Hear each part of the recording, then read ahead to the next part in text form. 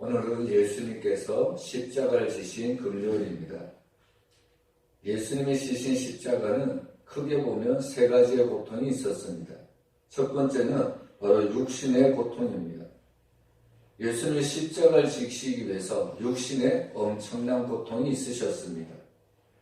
그리고 두 번째로 예수님에게는 배신의 고통이 있었습니다. 예수님을 믿었던 제자들에게 배신을 당했던 그 처절한 그런 아픔이 있었습니다. 그리고 세 번째로 예수님에게는 단절의 고통이 있었습니다. 예수님은 십자가에서 하나님 앞에 철저히 외면을 당하셨습니다. 여러분, 예수님에게 있어서 육신의 고통도 컸지만 그러나 배신의 고통, 하나님께 외면당하는 단절의 고통이야말로 제일 큰 고통이었습니다. 여러분, 우리는 이 십자가를 바라보면서 사실 예수님이 지셨던 십자가는 바로 모든 인간을 위한 하나님께서 바로 이 예수님에게 모든 죄짐을 덮어 씌우신 바로 그 형벌의 십자가라는 것을 우리가 잊어서는 안 됩니다. 그래서 사실 이 십자가는 인간이 받아야 될 마땅한 것이 우리의 십자가인데 그 주님께서 우리의 모든 죄를 담당하시기 위해서 십자가를 지셨습니다. 여러분, 오늘 본문에는 바로 예수님이 십자가의 길을 걸어가는 동안에 바로 세 종류의 사람들이 등장하고 있습니다. 여러분, 우리는 이 십자가의 길에 등장하는 이 세 종류의 사람들을 바라보면서 오늘 우리도 어떻게 하면 이 세 종류의 사람들을 닮아갈까? 우리가 한번 우리 자신을 뒤돌아보는 시간이 되었으면 좋겠습니다. 여러분, 첫 번째로 예수님의 십자가의 길에 등장하는 사람은 바로 억지로 십자가를 진 사람입니다. 빌라도는 예수님의 무죄를 몇 차례나 주장했지만 종교 지도자들과 그 무리들 앞에서 역부족이었습니다. 그래서 빌라도는 그들이 구하는 대로 예수님을 십자가에 못 박는 것을 허락합니다. 총독 빌라도로부터 바로 이 예수님을 넘겨받은 종교 지도자들은 이 예수님을 사형 집행장으로 끌고 갔습니다. 여러분, 당시에 이 십자가형을 선고받은 죄수는 바로 자기가 달려야 될 십자가를 자신이 직접 지고 가야만 했습니다. 예수님이라고 예외일 수는 없습니다.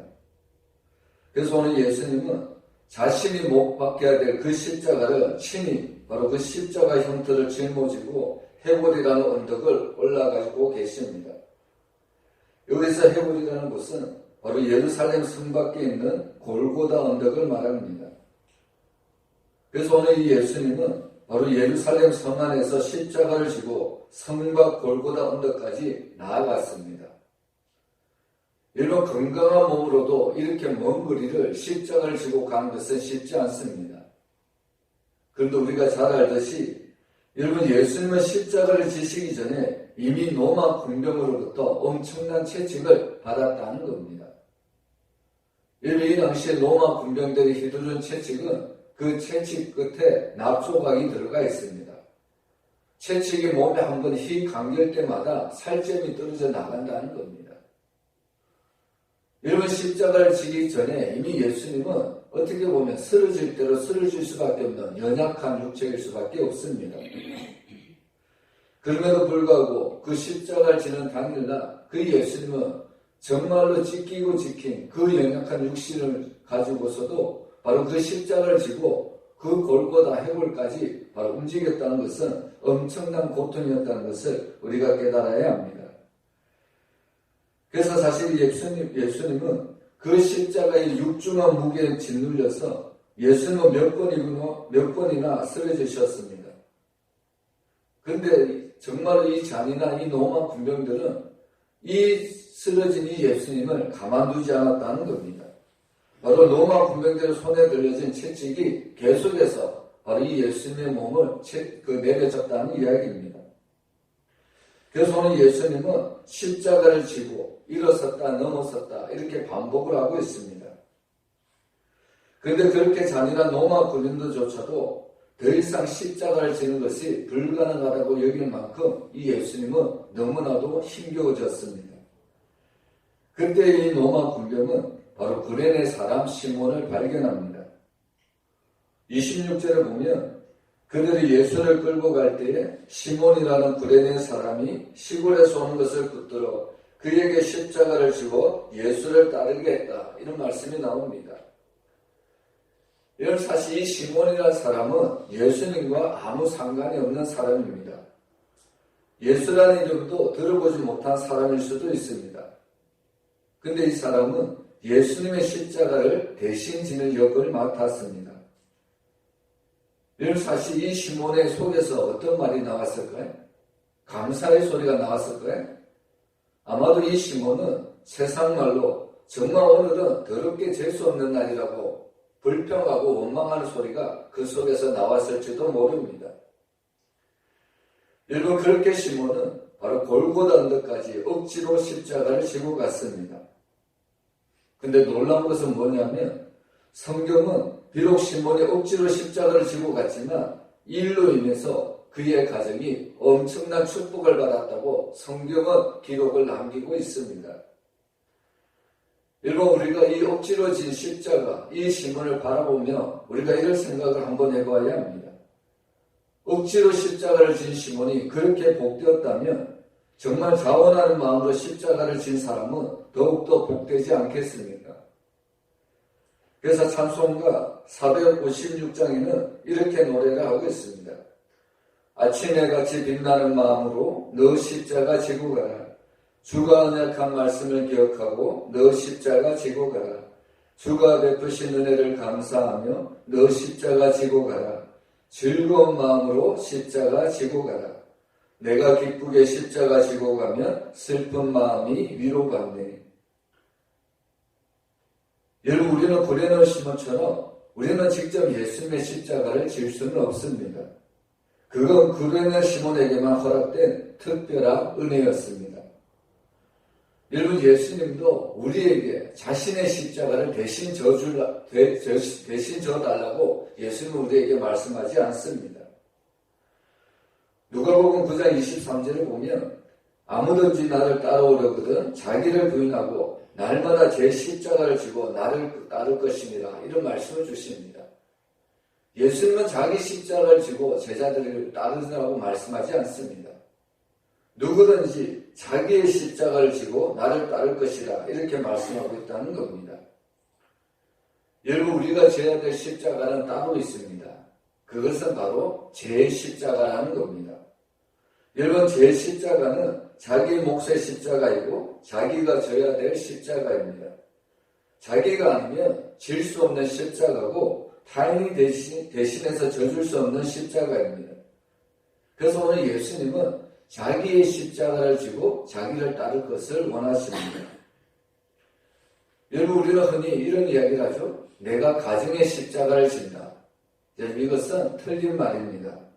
여러분이 가정의 십자가를 지는 것이 아니라 여러분이 가정에서 자기의 십자가, 제 십자가를 지는 겁니다.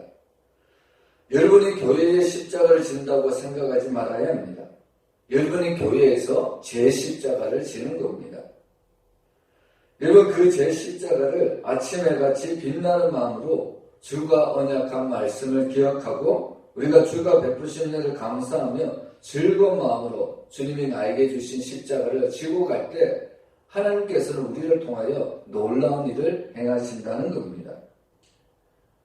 여러분, 우리는 이 구레네 시몬처럼 정말 억지로 십자가를 져도 복을 받습니다. 하물며 하나님 앞에 자원하는 마음으로 감사하는 마음으로 주의 일을 감당한다면 주님이 우리를 얼마나 복되게 하실까요?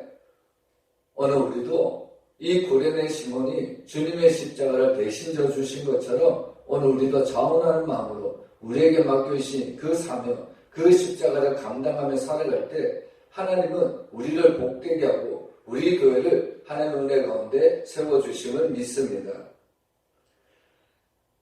그리고 두 번째로 오늘 십자가의 길을 따라가는 바로 울면서 따른 사람들이 나오고 있습니다. 우리 27절 우리 한번 같이 읽어보겠습니다. 또 백성과 네 그를 위하여 가슴을 치며 슬피 우는 여자의 큰 무리가 따라오는지라. 여기 보면 오늘 예수님을 따르는 바로 울면서 따른 여인들이 등장하고 있습니다. 여러분, 여기서 등장하는 여인들은 바로 바로 가슴을 치며 슬피 우는 여인들은 예수님께 은혜를 입었던 여인들입니다. 여러분, 여기에는 예수님의 모친 마리아는 물론이고 바로 옥합을 깨뜨린 그 나사로의 그 누이 바로 마리아와 그리고 12년 동안 혈루병으로 고생하다가 예수님의 옷자락에 손을 대어 치유함을 받았던 여인도 있었을 겁니다. 여러분, 이렇게 은혜를 받고 저렇게 은혜를 받았던 많은 여인들이 그 십자가의 길을 따라가고 있습니다. 근데 사실 우리가 이 예수님의 십자가의 길을 따라가는 것은 보통 일이 아닙니다. 여러분, 너무나도 위험한 일이라는 겁니다. 여러분, 바라바를 살려주고 대신 예수를 십자가에 못 박으라고 했던 무리 속에서 울면서 주님을 따른다는 것은 결코 쉬운 일이 아닙니다. 여러분, 무리에 의해서 어떤 봉변을 당할지도 모릅니다. 여러분, 무리는 이미 이성을 잃고 있다는 겁니다. 예수님의 피를 보며 이 무리들은 흥분할 대로 흥분해 있습니다. 여자라고 봐주지 않습니다. 자기들은 지금 예수를 십자가에 죽일 수 있어서 신나하고 있습니다. 근데 여인들이 우는 것을 청승 맞다고 행패를 부릴 수도 있다는 이야기입니다. 여인들을 보호해줄 수 있는 것은 아무도 없습니다. 근데 놀랍게도 이 여인들은 그 십자가의 길을 따라가고 있습니다. 여러분, 어떻게 이 여인들이 그 십자가의 길, 그 위험한 길을 지금 따라가고 있을까요? 그것은 바로 이 여인들이 주님을 사랑했기 때문입니다. 여러분, 사랑하면 자기의 생명도 아낌없이 드릴 수 있다는 겁니다. 여러분, 사실 세상에서 제일 무서운 사람이 사랑하는 사람입니다. 사랑하는 사람 앞에서는 그 누구도 함부로 할 수가 없다는 겁니다. 여러분, 이 여인이 예수님을 사랑하게 된 까닭이 뭘까요?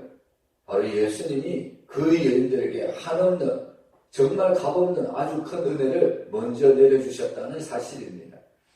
이 은혜를 받은, 이 사랑을 받은 이 여인들이 이제는 십자가의 길을 걷고 있는 이 예수님을 바로 따라갈 수밖에 없었다는 것을 우리에게 이야기를 하고 있습니다.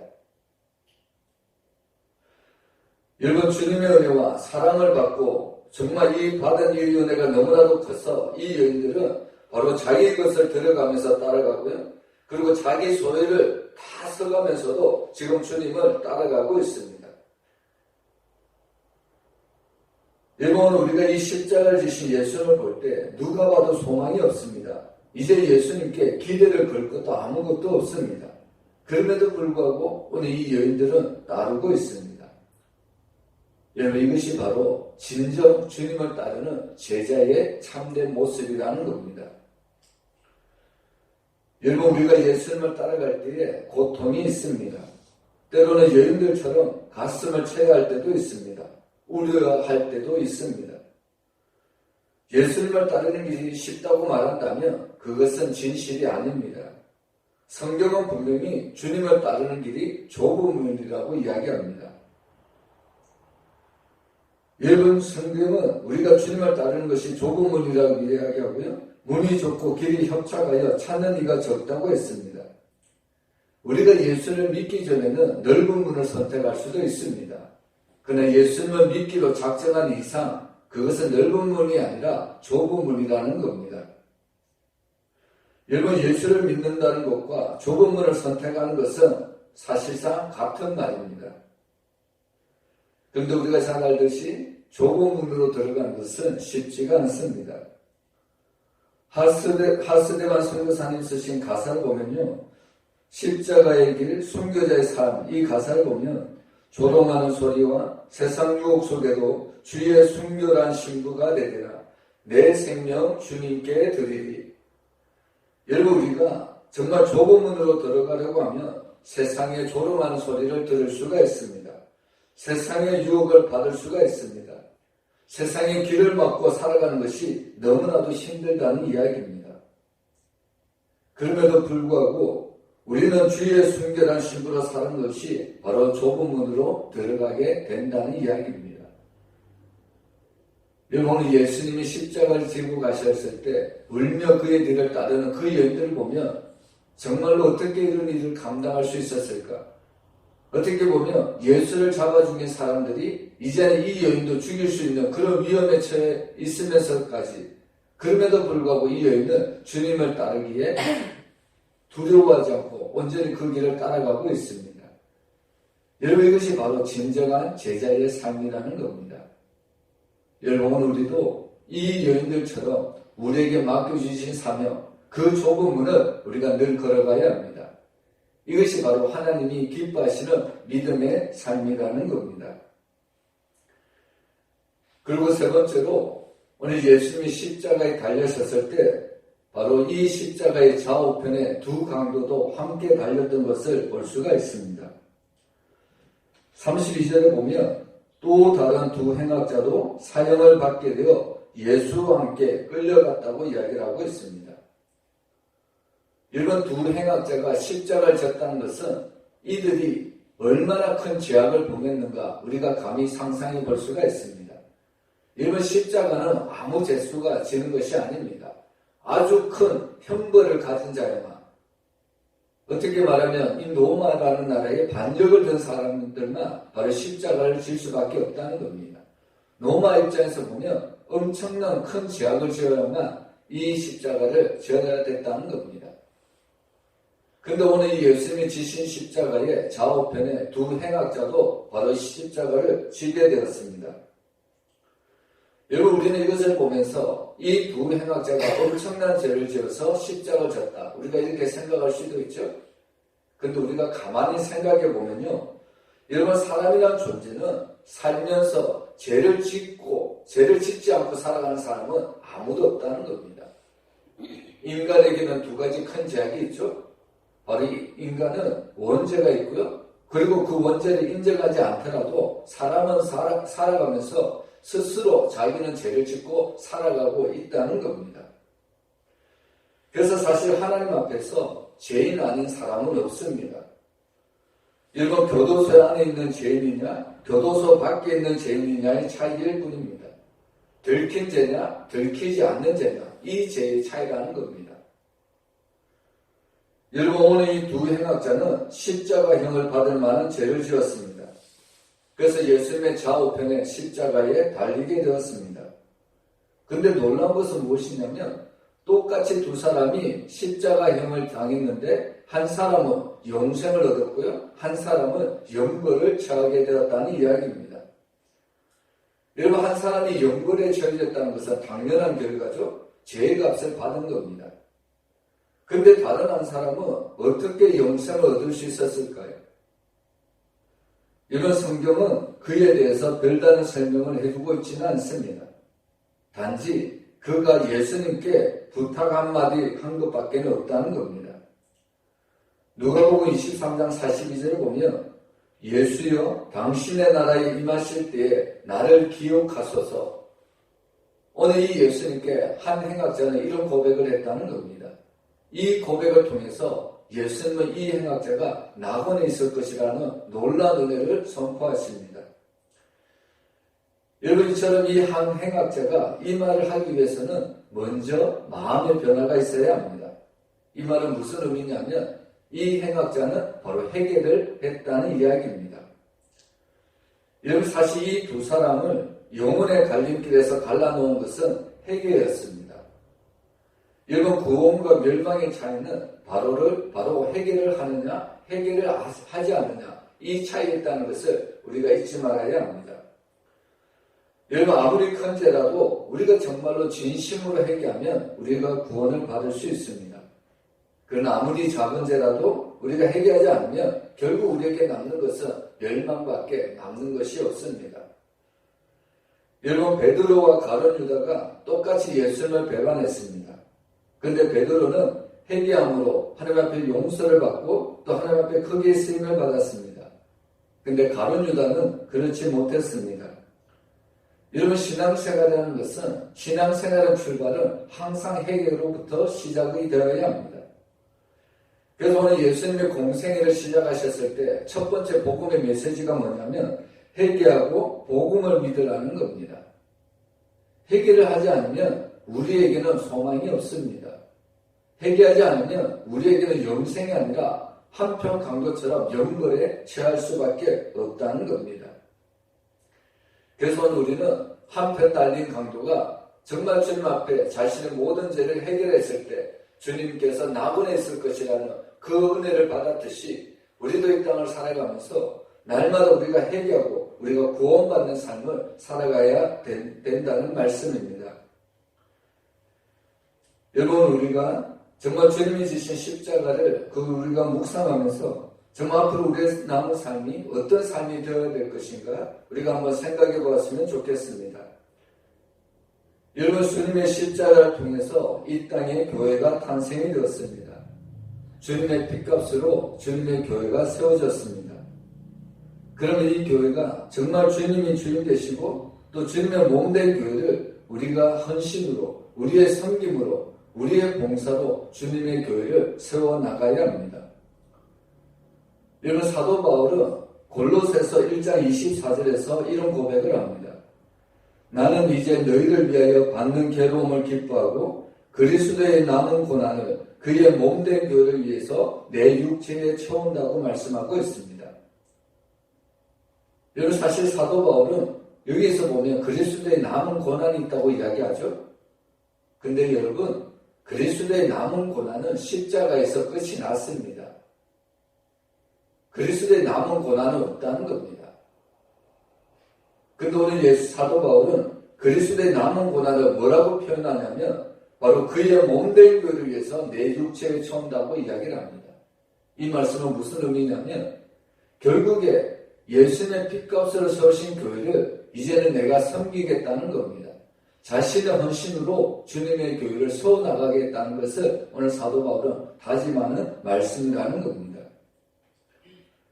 여러분, 우리가 이 예수 그리스도의 고난주간을 바라보면서 우리도 주님의 그 고난에 동참한다고 말씀을 하고 있습니다. 근데 사실 성도들이 이 그리스도의 고난에 동참한다는 것은 무슨 의미냐면 이제 예수님의 핏값으로 세우신 이 교회를 위해서 섬기고 헌신하고 봉사하는 것을 의미하는 말씀입니다. 여러분, 예수는 그 십자가에서 우리의 구원을 완성해 주셨습니다. 그렇다면 이제 우리가 해야 될 일이 무엇일까요? 이 땅에 세워진 주님이 자신의 몸이라고 인정해 주신 그 교회를 우리가 힘써 섬기며 이 교회를 세워나가야 된다는 겁니다. 그것이 바로 이 땅에 남겨진 모든 그리스도인들이 바로 우리에게 주신 사명이고 그것이 우리가 마땅히 해야 될 일이라는 것을 주님은 우리에게 밝혀주고 있습니다. 사랑하는 성도 여러분, 오늘 우리는 이 예수 그리스도의 십자가를 통해서 정말 주님의 몸된 교회를 우리가 힘써 세워나갔으면 좋겠습니다. 오늘 구레네 시몬처럼 정말 억지로 그는 십자가를 졌지만 우리는 자원하는 심령으로 우리에게 맡기신 사명을 감당하며 살아가기를 원합니다.